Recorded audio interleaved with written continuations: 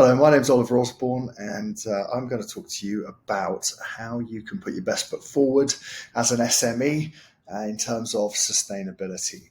Now, I concede that it is not always easy to know where to start, so hopefully this video will demystify the process to some extent.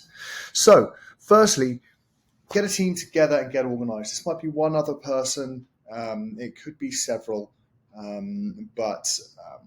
and they could be a subcontractor, they could be relatively peripheral to the business, but if people within the business listen to them and they have good ideas, then they're definitely a candidate.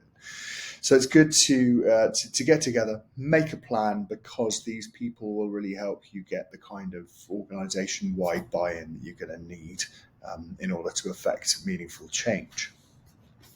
Next up, look out for quick wins. I think that it is perfectly natural and very easy to tie ourselves up in knots, assuming that sustainability decisions need to be big, they need to be fundamental, they need to be difficult. And I think that's quite a prevalent assumption. However, they don't. Wins can be very, very quick. For example, when I launched Main Street Arts Club, the beverages we decided to purchase for our launch event,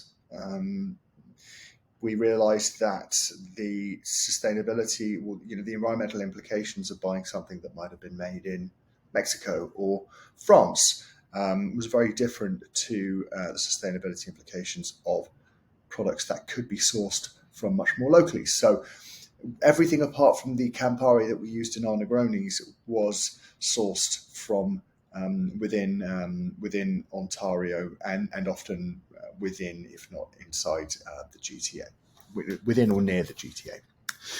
Next up, build it into your culture. So, I think that with all meaningful change, the results of it kind of need to end up everywhere. So I think that building some kind of indication that sustainability is a priority to the company into hiring and interview guides, job descriptions, careers pages, onboarding materials, and performance review processes is really going to help this stick.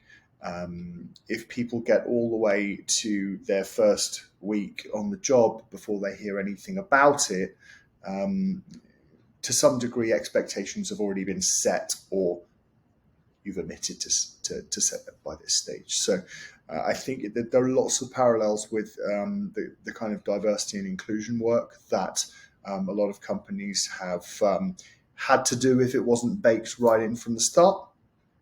But it's really something that needs to be part of how the organization functions rather than a side project. 4, materials and collateral. So your business might not involve any physical materials or collateral, but this is one area of exploration that you need to look at. Where can you find sustainable alternatives? Can disposable items be replaced with reusable items? Just kind of go through your physical inventory and see where some easy switches might be made. Again, logistics and transportation. Going through, should this apply to your business, going through each component of your logistics and transportation operation and identifying potential opportunities. Sometimes this will have to come with a bit of messaging to your customers. For example, milk runs take longer than point to point. If you're an e-commerce business, clustering your deliveries like that might require some outward communications in order to manage expectations, but the opportunities are there. And then track your wins over time. It would be a shame to do lots of work and not be able to go back and in detail reflect on the impact it's had and how far you've come. If you don't track your wins over time, I can almost guarantee you it will be a lot less satisfying looking back in 6 months' time, a year's time. So absolutely critical that you do that. And finally, it's an ongoing process, just like diversity and inclusion. And what's the most important is that you build it, as I said, into the culture of the organization.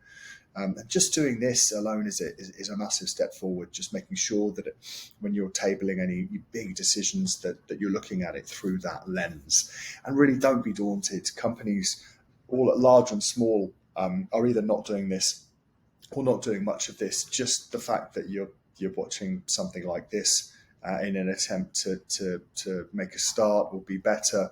Already puts you ahead of a lot of people. And really, I see this as kind of being proactive about protecting your business operations.